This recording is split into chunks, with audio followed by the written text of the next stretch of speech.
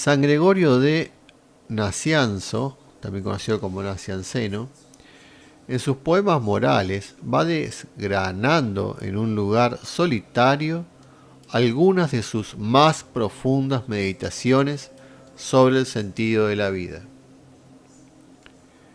Dice San Gregorio: ¿qué soy? ¿Qué he sido? ¿Qué seré?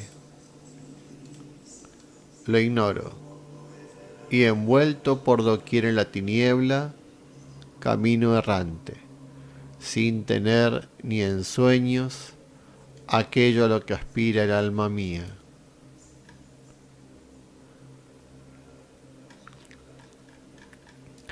Bien es verdad que en todas las culturas podemos, en determinados momentos, encontrar formulada esa pregunta fundamental sobre el sentido de la existencia. Pero lo que es nuevo en la etapa final del mundo antiguo es su profundidad y especialmente su universalidad. No es sólo el cristiano, también el pitagórico, el platónico, el estoico y el gnóstico. O sea, juntamente con los cristianos que ya surgían en esa última etapa de la antigüedad, que sería más o menos entre el siglo cero y el siglo V después de Cristo, y yo diría que podríamos extenderlo hasta el siglo VI y al siglo VII. Eh, Ese final de la antigüedad, comienzos de la Edad Media, no solamente el cristiano está interesado en esta espiritualidad, ¿no?, sino también el pitagórico, lo que se llama el neopitagorismo, ¿no?, de esa época. El platónico, el estoico y el gnóstico se sienten abrumados por el enigma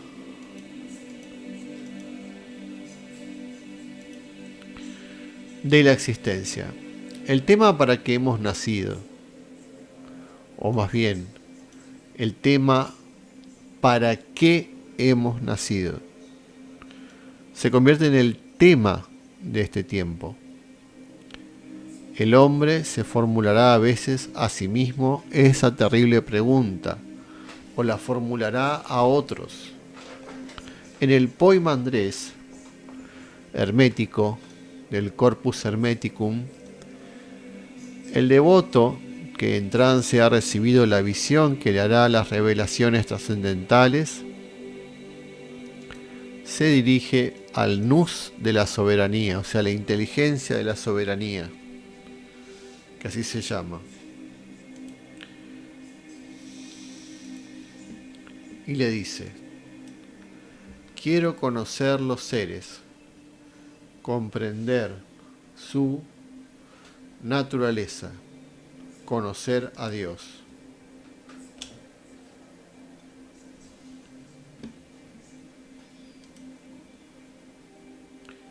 En otro pasaje de la literatura hermética,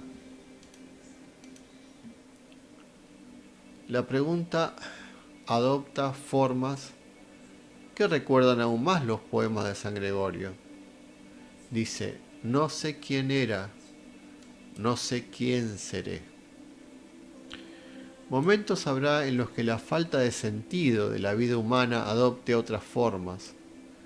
Se insiste, por ejemplo, en la idea de que el mundo no es sino un inmenso teatro,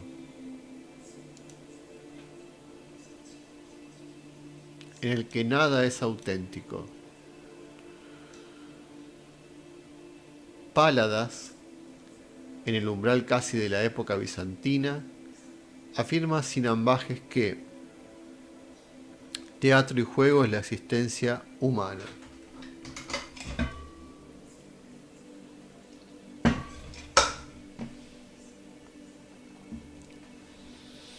La vida es pues un teatro, una mentira, una ilusión, o, como decían también los hombres de la época, un arte de hechicería.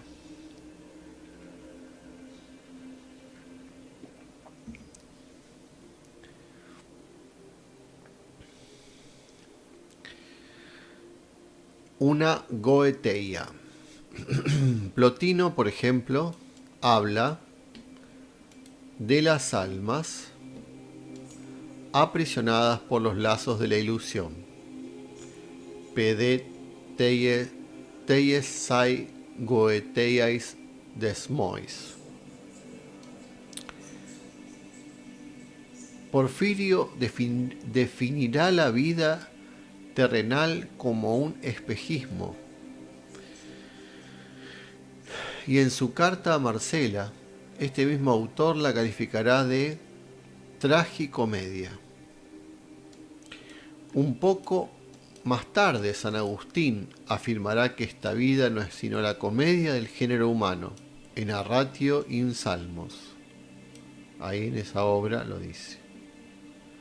En el siglo II, Marco Aurelio, uno de los espíritus más sensibles de la época, había sabido ya expresar en múltiples ocasiones ese sentimiento de frustración y de caducidad que impide al sabio conceder importancia a las cosas humanas. En algunas ocasiones compara la pequeñez del mundo humano con la infinitud del cosmos. Asia y Europa no son más que rincones del cosmos. Todo el océano una gota del cosmos. El monte Athos una gleba del cosmos. Toda la sucesión de los siglos un mero punto de la eternidad. Todo es pues pura nada, simple provisionalidad. Todos los seres que tienes ante ti caerán pronto convertidos en polvo, y los que los habrán visto caerán a su vez convertidos en polvo.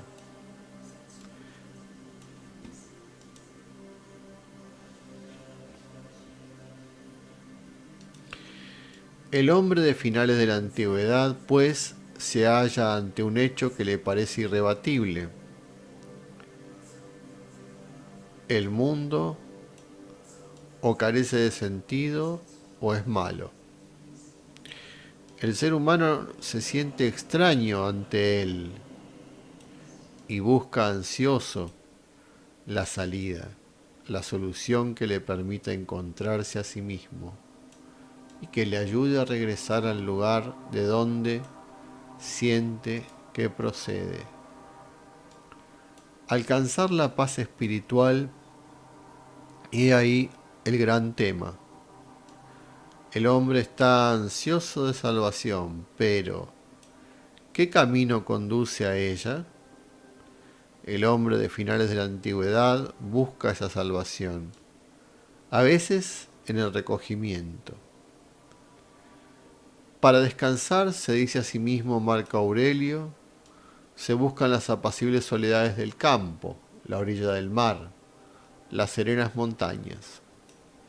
Tú también deseas con frecuencia todo eso, y sin embargo, todo eso no es sino una prueba de vulgaridad de espíritu, ya que en cualquier momento que elijamos, podemos buscar un retiro incomparable dentro de nosotros mismos, dice Marco Aurelio en sus pensamientos. La idea del retiro espiritual alcanzará a partir de ahora una frecuencia inusitada. En los estoicos de la época romana apunta ya a esa exhortación al retiro. Es más, a veces adquiere un sesgo obsesivo. Para Filón de Alejandría, la soledad es algo de capital importancia para conseguir la auténtica vida del espíritu. El hombre honrado, dominado por el deseo de una vida tranquila, se retira de los negocios y goza de la soledad. Y en otra parte dice, al hablar del hombre espiritual simbolizado en Abraham, escribe Filón, ninguna otra vida le parece más agradable que la que pasa lejos de la multitud, y ello es natural, pues los que buscan a Dios y aspiran a encontrarle aman la soledad en la que se complace Dios. Fíjense que Filón de Alejandría, siglo I después de Cristo, un contemporáneo de Cristo que no lo conoció, era un judío en Alejandría que relacionaba y estudiaba la Biblia o la Torá, digamos, las escrituras sagradas judías en relación con la filosofía griega. Es decir, él pone en relación ambas cosas por primera vez y a partir de ahí deja sentadas unas bases hacia el futuro, cuando lo retome los cristianos y hagan ese vínculo, ¿no?, entre esa estructura de pensamiento griego, metafísica, y la religión judía, que ha sido reformada, transformada por la venida de Cristo y la nueva alianza, ¿no?, el nuevo pacto. Y hay una interpretación de las escrituras a la luz de la filosofía. Y ahí surge la filosofía católica y la teología cristiana. Dice en uno de los tratados del Corpus, eso lo hace Justino, que yo hice un video sobre Justino Mártir, pueden verlo en mi canal, Mariano Carucci. Y también pueden ver un video sobre Filón de Alejandría que se llama La filosofía de la Biblia, que también está en este canal.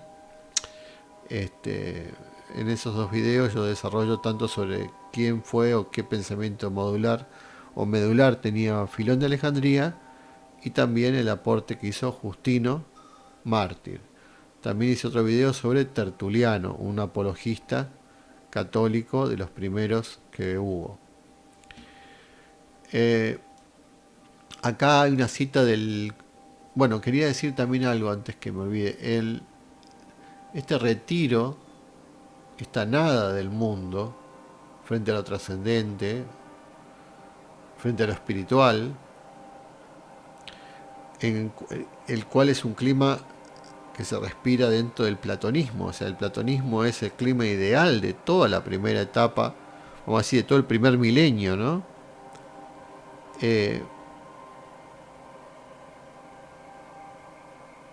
Hay un fuerte sentido de la mística.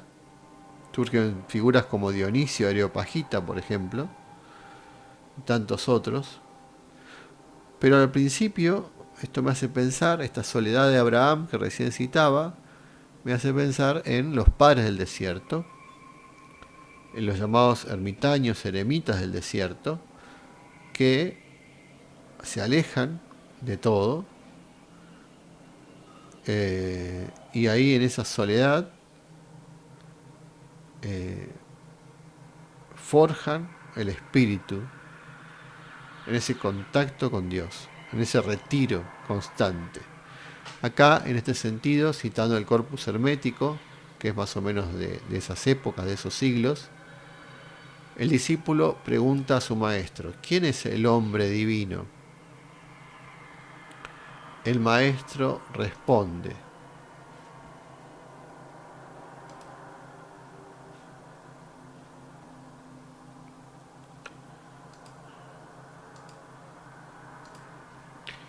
el que habla poco y escucha mucho, pues el que solo se ocupa en discursos no hace sino perder el tiempo, lo cual no es sino una exhortación al retiro y a la vida de contemplación. Es decir, silencio es una de las cosas que va a estar caracterizado el tema de los monjes y también de otras filosofías como esta misma, ¿no? La del neoplatonismo, la del neopitagorismo, la del hermetismo,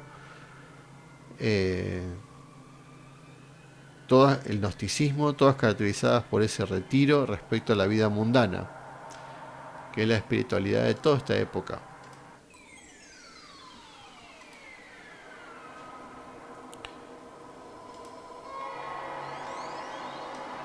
En suma, lo que se impone para los hombres de esta época es una especie de huida del mundo, ¿m? Que se llama figué, ¿m? Esta huida, tal como Platón aconsejara ya en el Teeteto. Una huida que se hará coincidir con la imitación de Dios. Homoiosis toteo, toceo, o sea, homoiosis toceo, imitación de Dios. Fíjense que en el siglo XIII, XIV, más bien XIV, Tomás de Kempis en Holanda va a escribir Imitación de Cristo, influenciado por este renacimiento del neoplatonismo que se va a dar primeramente en Florencia y en Italia, pero que después se va a derramar por toda Europa. Una renovación del neoplatonismo y una influencia nuevamente revitalizando la mística cristiana, de la cual la Imitación de Cristo es un libro maravilloso que expone la simpleza de esa mística. Y fíjense, ya Teeteto, o sea, Platón en la obra Teeteto, o sea, 5 siglos o 4 siglos antes de Cristo, ya habla de una imitación de Dios.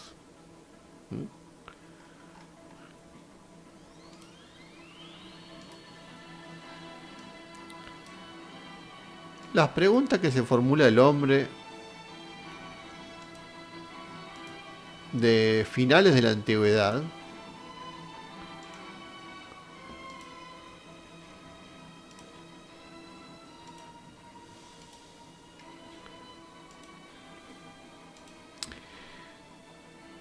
no se traducen empero en un simple deseo de comprensión lógica. Se trata de algo más profundo. Se trata de la manifestación de un desgarro íntimo, resultado de una ruptura entre el hombre y el mundo que le rodea.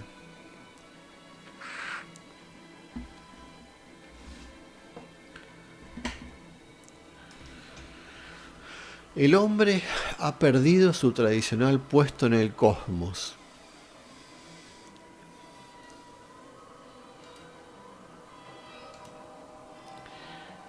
Fíjense que esto hace una especie de eco con la obra de Max Scheler, el filósofo alemán del siglo XX, que se llama El puesto del hombre en el cosmos. Es una obra de antropología filosófica emblemática de Max Scheler. Acá este autor catalán, por supuesto que vivió muy posterior a Scheler y que, digamos, en 1989 escribe esta obra, hace un eco en relación a Scheler cuando dice: el hombre ha perdido su tradicional puesto en el cosmos. O sea, en todo el universo, el mundo existente, el hombre en distintas épocas va cambiando su lugar. Por ejemplo, en la Edad Media, el hombre está por debajo de Dios. El centro es Dios. El hombre es la periferia. En la Edad Moderna pasa a ser el hombre el centro. Por eso se llama antropocentrismo y teocentrismo, ¿no? Ahí está el tema del puesto del hombre en el cosmos. En verdad, no es esta la primera vez en que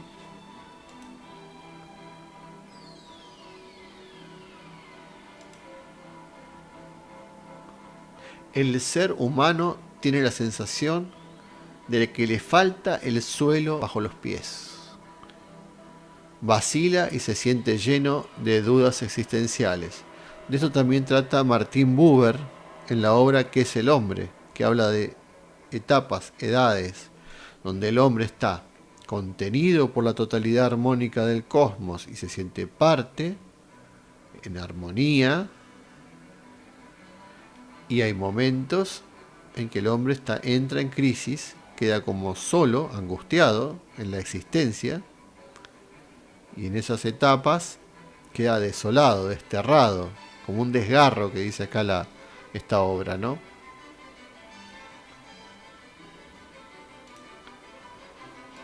Este interrogante del hombre solo se hace comprensible si se considera su terrible soledad.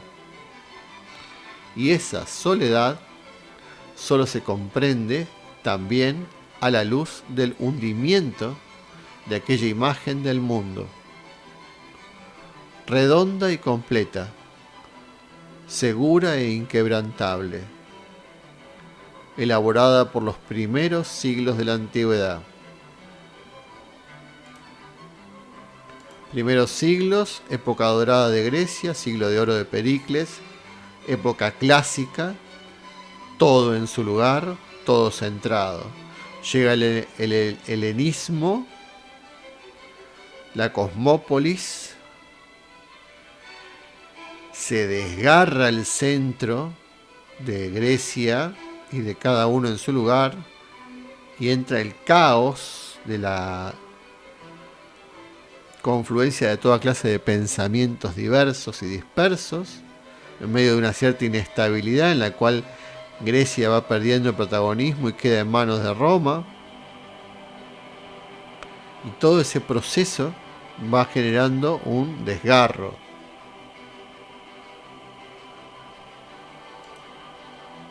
Esos son los primeros siglos de la antigüedad. Perdón, son los últimos siglos de la antigüedad. En los primeros siglos está el esplendor, el orden de esa época clásica, que son, vamos a decir, entre el siglo VI y el siglo III o II antes de Cristo. Cuando esto ocurre, es decir, se derrumba esa antigüedad dorada, digamos, segura, ordenada, el hombre, en esa época ya helenística y post-helenística, solo puede captar un mundo escindido, o sea, partido, ya que escindido está también el espíritu humano. El fenómeno se repetirá a lo largo de la historia de Occidente en las épocas que llamamos de crisis. Esto creo que está retomando una idea de Buber, probablemente también de otros filósofos que hablan de las edades o épocas. Probablemente Dilthey habla también de esas etapas, en lo que se llama una filosofía de la historia, ¿no? Hay épocas de armonía, de contemplación, de conexión con el todo, donde el hombre se siente el hombre parte, y hay momentos que está en crisis y no encaja y siente un desgarro, una soledad absoluta. El trasfondo ideológico de esas crisis, dice José Alsina Clota, de esa crisis del hombre helenístico romano, o sea, estamos en etapa helenística ya y romana, viene determinado por el definitivo derrumbamiento de la concepción aristotélica del mundo y de la ciencia. Y a su vez halla su explicación en la nueva concepción del universo y del hombre que va a elaborarse en los últimos siglos del mundo antiguo. Comencemos pues por establecer las etapas que marcan el nuevo rumbo que va a tomar la nueva concepción del universo.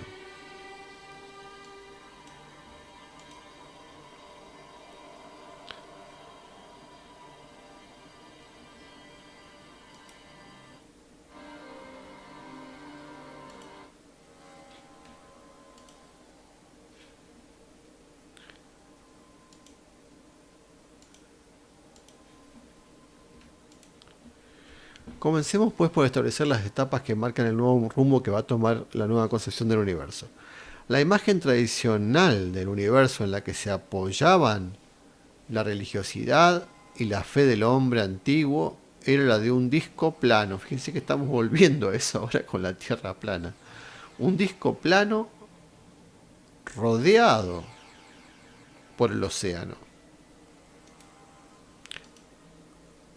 Disco plano rodeado por el océano, con el cielo arriba. Fíjense que en este momento hay un grupo de terraplanistas que dice que va a ir en un barco para llegar hasta el fin del mar, donde termina la Tierra. Y esta cuestión de las conspiraciones, de la Tierra plana, de las vueltas a cosmogonías antiguas, coincide con la crisis.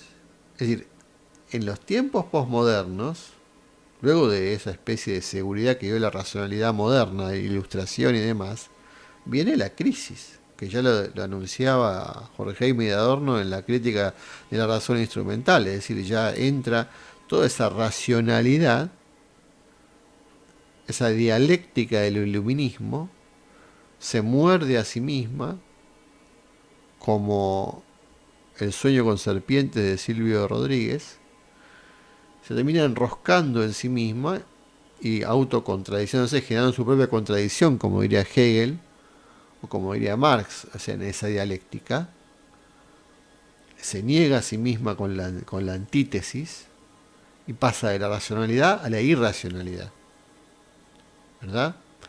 Es decir, entramos en un periodo de desorientación, y en esa crisis actual que se vive, como me decía un profesor, se busca como el helenismo, el refugiarse en tu propio jardín. Es el epicureísmo, el estoicismo, el cinismo. Las escuelas helenísticas eran una especie de búsqueda individual, un apartarse del resto. Ya no interesaba la política, la polis, porque de hecho la polis está destruida por la cosmópolis, que son ciudades en las cuales hay extranjeros. Ya no existe ese sentimiento nacional, digamos, o por lo menos está muy disgregado, muy disuelto. Entonces, en esa situación de crisis, surge un refugio en ideas que me sirven a mí o que me cierran a mí. ¿Qué es la Tierra plana? Bueno, es una forma de escape, de cuestionamiento del sistema. El sistema es un sistema racionalista, cientificista, positivista, mecanicista, moderno, progresista, etc. Fracasa por muchos elementos que no satisfacen al ser humano, lo dejan vacío. El ser humano se refugia nuevamente en aquello que alguna vez recibió o tuvo, o que cree que puede ser más certero, o en la fe, en la creencia, en la espiritualidad, en la superstición, y configura estas especies de escapes, podríamos decir conspiranoicos, absurdos, uno puede pensar irracionales. Pero en esos tiempos donde se concibe esa imagen tradicional del universo, de la antigüedad, de ese disco plano rodeado por el océano, esa cosmovisión, ¿no? El cielo arriba, como una bóveda, y el Hades, el infierno, el mundo de los muertos, abajo. Cielo, océano, tierra, océano, cielo, infierno. Esa concepción sufrió muy pronto, ya desde Anaximandro, una profunda crisis. Al postular los presocráticos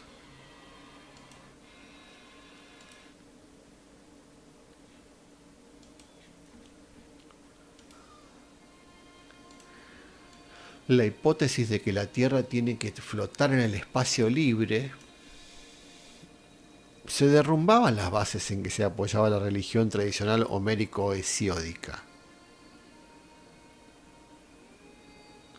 cuando más tarde Hiparco de Nicea rechace la teoría de Aristarco, que Aristarco sí pensaba que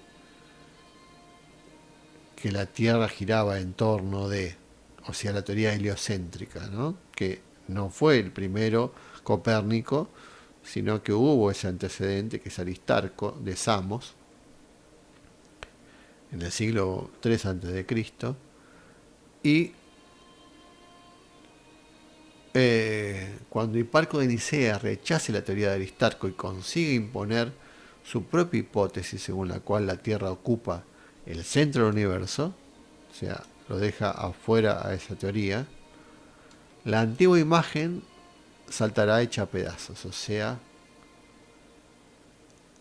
pero lo más importante de la nueva concepción serán las consecuencias religiosas que esa crisis habrá de comportar. Por lo pronto, el mundo sublunar será desde ahora, y Aristóteles lo confirmará, o sea, el mundo que está por debajo de la luna, dentro de esa cosmología, la morada de lo perecedero. Todo lo que está por debajo de la luna es lo mortal, del cambio, del devenir, la imperfección y la muerte. Y el espacio supralunar, allá arriba, es el mundo de las esferas celestes, de los astros, que son convertidos en dioses, movidos por un alma, una fuente interior de movimiento. Punto importante será aquí el espacio comprendido entre el mundo sublunar y el mundo supralunar, que se atribuirá a los daimones. Ahí están las divinidades menores, que pueden decir demonios, son en griego daimon, pequeñas divinidades menores, en ese espacio entre el mundo sublunar nuestro y el mundo supralunar. Tales creencias se verán reforzadas por corrientes orientales, que dará más fuerza aún a la doctrina del viaje celeste del alma. A esas ideas hay que añadir todavía otras. Ante todo, la doctrina de la simpatía, simpatheia, entre los elementos del cosmos. O sea, pathos en griego es sentir, sentimiento, de ahí viene pasión,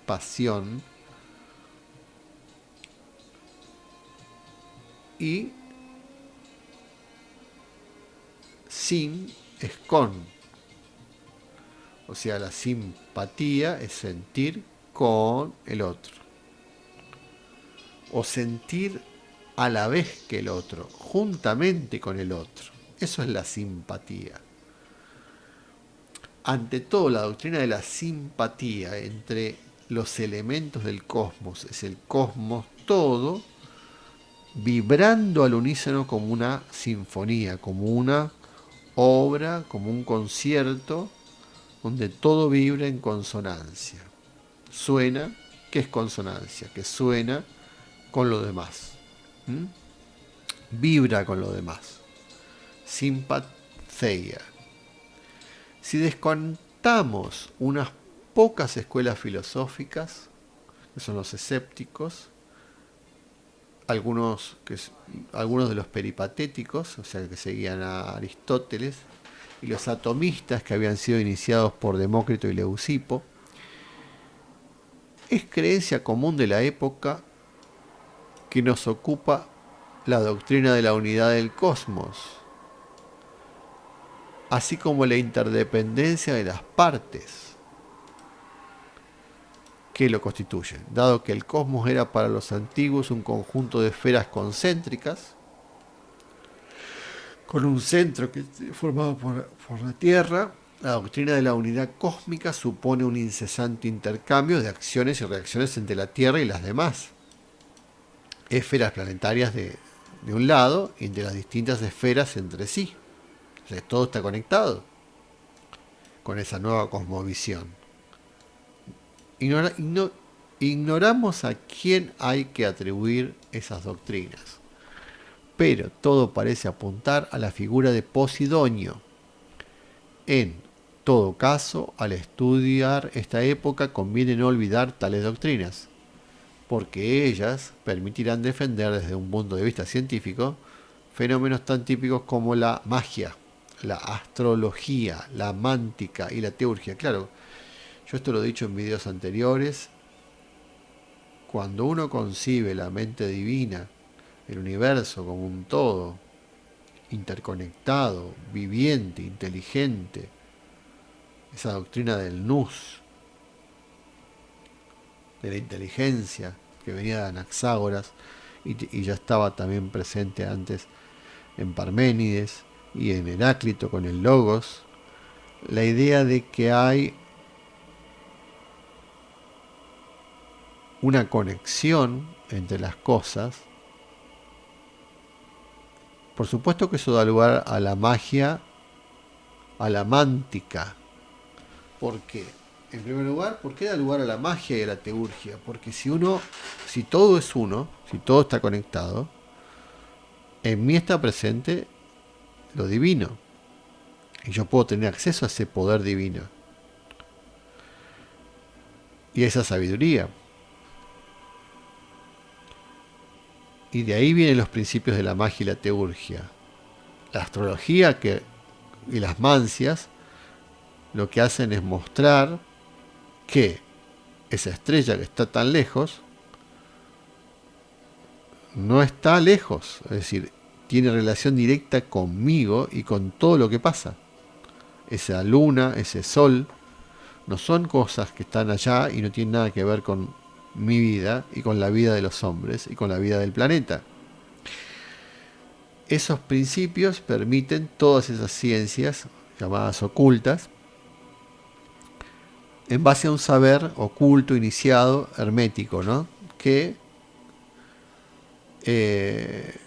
no solo los griegos a través del hermetismo, neopitagorismo y demás accedían, sino que después los mismos cristianos, muchos de los padres, han tenido acceso a ello. Mismo, como siempre digo, Santo Tomás de Aquino, San Alberto Magno, que era alquimista, y muchos de los monjes, cristianos y sacerdotes y demás eran estudiosos de la alquimia, de la magia y demás ciencias ocultas. Obviamente son cosas delicadas que generalmente se mantenían en reserva, no se daban al vulgo porque son cosas delicadas, complicadas, requieren muchas explicaciones y en esa época la gente no sabía ni leer ni escribir. Imagínense que qué podía uno transmitir sino lo básico de cómo salvar el alma, ¿no? Que es el mensaje de Cristo y algunos preceptos y los mandamientos. Los demás conocimientos estaban en libros. Muchos de esos libros eran quemados, eran escondidos, eran llevados de un lado a otro, eran reservados para ciertos grupos. Y se fueron transmitiendo por los copistas en los monasterios, pero muchos se perdieron, porque a veces si de pronto a un papa o a alguien se le ocurría condenar o lo que sea, bueno, ya empezaban a apartarse o no se copiaban o bueno, y hay muchas cosas, sobre todo muy vinculadas a la relación con el paganismo, que se perdieron a partir de esta época. En segundo lugar, la teoría de la dynameis, o sea, las potencias, las fuerzas. El término dynamis, que en griego es potencia, fuerza, ya no tendrá a partir de ahora las connotaciones metafísicas que hay en Aristóteles.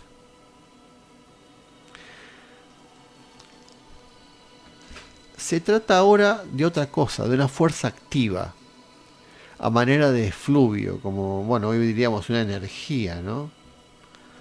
Aporjoia, que actúa de acuerdo con la doctrina antes mencionada de la simpatia, es como esa energía circulante, la simpatía entre las cosas, algo que fluye, una fuerza. Ustedes piensen en el universo de Star Wars, en la fuerza de Star Wars, esa energía que todo lo atraviesa, que se concentra en determinados seres iniciados que saben manejarla, ¿no?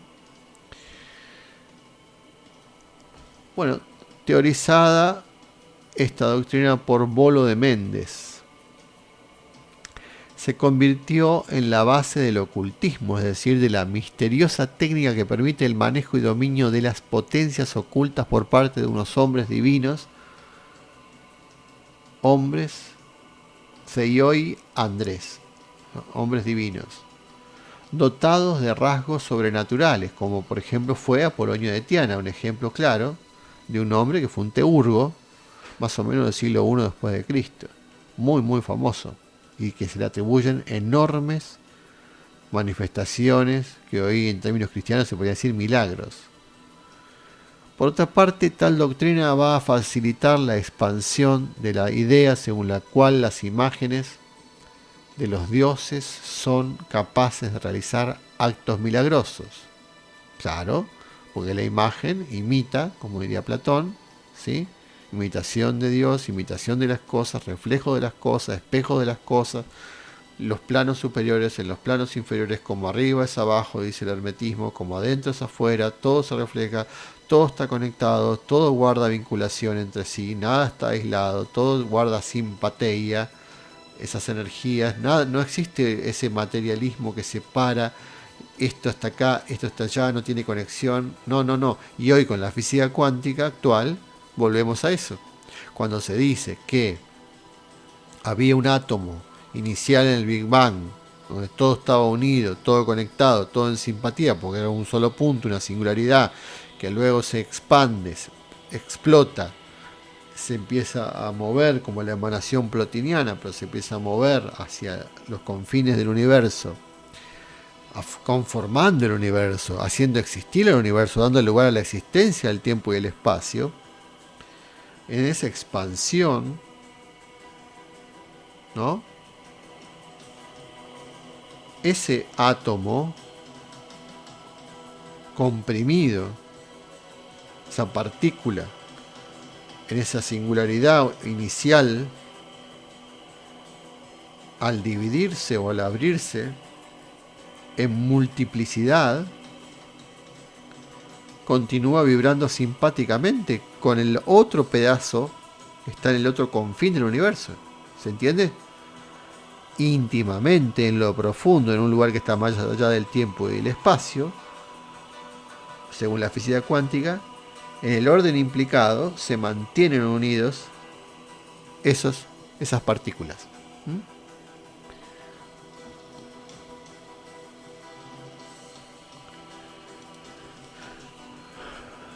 Por otra parte, esa doctrina va a facilitar la expansión de la idea según la cual las imágenes, o sea, imagínense, ustedes ven la imagen, los espejos reflejados, la imagen de una divinidad, es la divinidad. Los hindúes creían en eso, por ejemplo. La imagen de la divinidad es tan sagrada como la divinidad, porque es una manifestación física de lo divino. Así como el avatar, o el Hijo de Dios, es Dios. Como un reflejo en la tierra, con dos aspectos, un aspecto humano y un aspecto divino, conjuntos en una hipóstasis, en esa unión hipostática.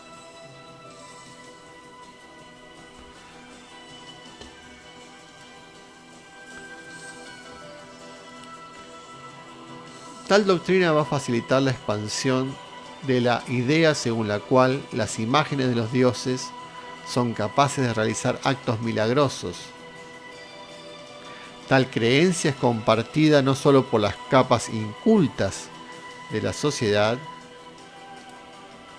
la hallamos reflejada en Luciano, por ejemplo, sino que en virtud de su base científica será, acá dice científica con una letra especial porque es la ciencia de la época, será aceptada por los espíritus más selectos, los neoplatónicos, por ejemplo. Pero hay que tener también en cuenta los rasgos que van a caracterizar a esa nueva ciencia. Esta se distingue frente a la concepción aristotélica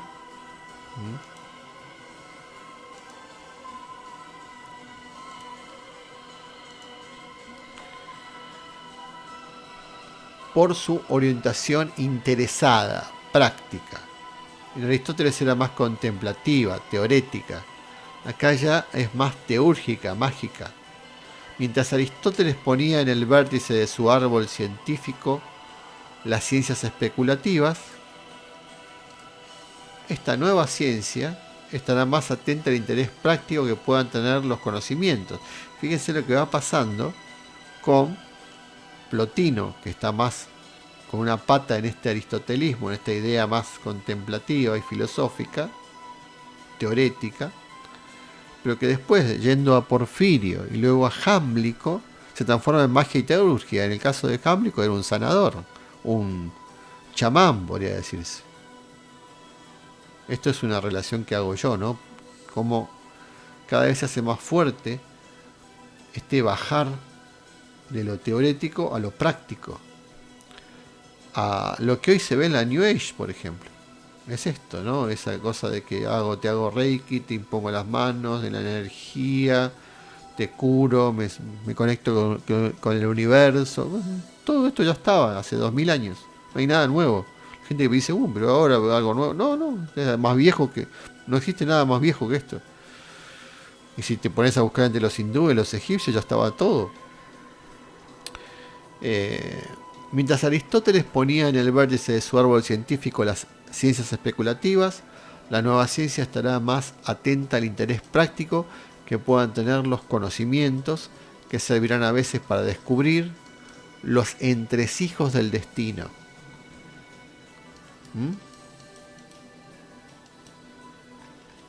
¿Sí? La mántica es la adivinación, el hecho de buscar en la borra del café, en las líneas de la mano, en los ojos, en el cielo, en las nubes, en los pájaros, en las entrañas de los animales, en los huesitos, en las runas, en millones de formas, señales de ese texto del mundo que debe ser y que es susceptible de ser leído. Dado que, como decía Filón, cuando Dios crea, poiesis, o sea, eso quiere decir poesía viene de hacer, por eso tiene un cuento Borges que se llama El Hacedor. Cuando Dios crea,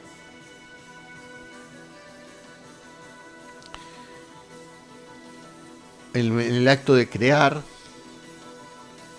es un acto poético. Porque en la medida que crea con la palabra, con el verbo, quiere decir que el árbol que crea es una palabra que se puede leer, que se puede interpretar en muchos sentidos. Y mejor los que tienen la clave de interpretación, porque serán los que puedan entender qué es lo que Dios quiso decir con esa creación, ¿verdad?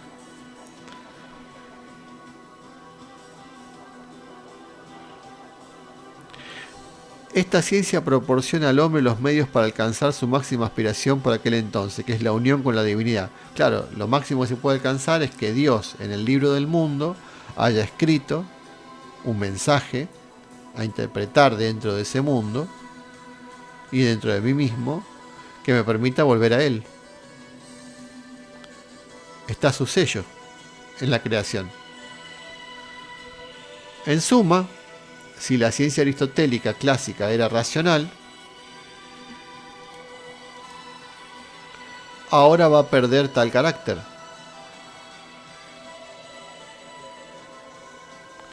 Es decir, se va transformando en esa energía, en esa simpatía. De lo que se trata ahora es de posibilitar la salvación del hombre. Ahora ya se busca otra cosa. Porque ahora la salvación, soter, la sotería, será la finalidad por todos buscada. Conseguir que el alma vuelva a su lugar de origen. Esto que llama Plotino la conversión, ¿no? De hecho, después la iglesia toma la idea de conversión, que es una idea que venía de esvertirse con ¿Hacia dónde? Hacia adentro, hacia arriba, nuevamente, volver de la emanación en la cual me dispersé, me multipliqué, me perdí en la materia, en el mal, en la ignorancia. Vuelvo a mi yo, vuelvo a mi centro, vuelvo a mi unidad, reconstruyo mi ser, me conecto nuevamente, retomo ese origen. O, como diría Plotino, dice Plotino, hay, en la Eneada 1, hay que remontarse de nuevo al bien, con mayúsculas, al que tiende el alma.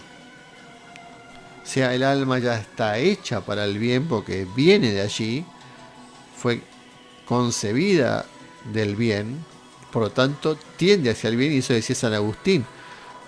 Hemos sido creados y estamos en tensión constante hacia Dios y no descansamos hasta no estar en Él, porque hemos nacido para Él.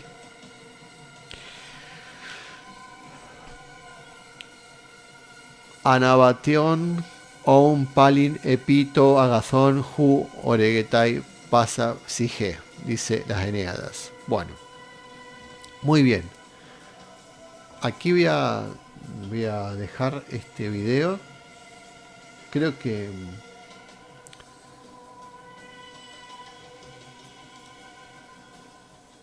que se ha dicho mucho.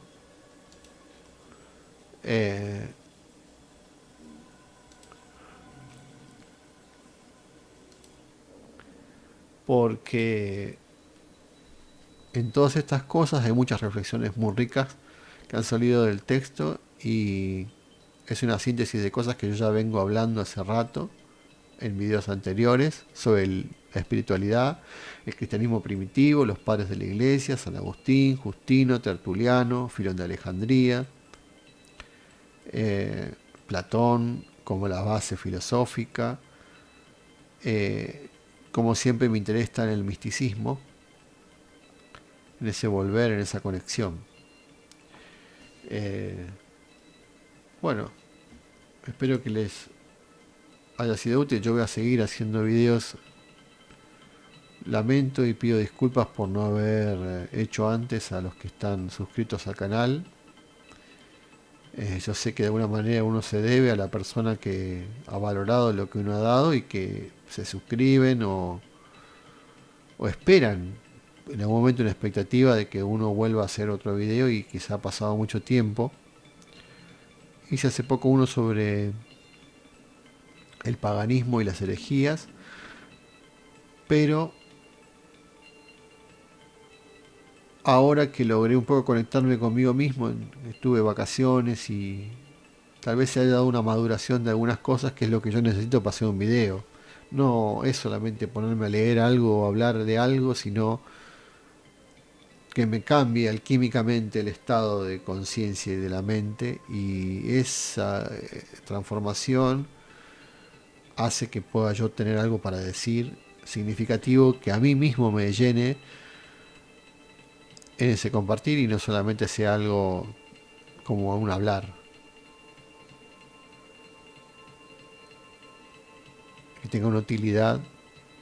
Bueno, eso espero para los que están escuchando. Lo único que les pido, bueno, si alguien que está viendo este video y no se suscribió, que se suscriba al canal, porque cada vez que se suscriben gente al canal yo me siento con más impulso para sumar nuevos videos, y lo mismo, bueno, ayuda el me gusta, ustedes saben todo eso, los comentarios, las preguntas, para que haya una interacción.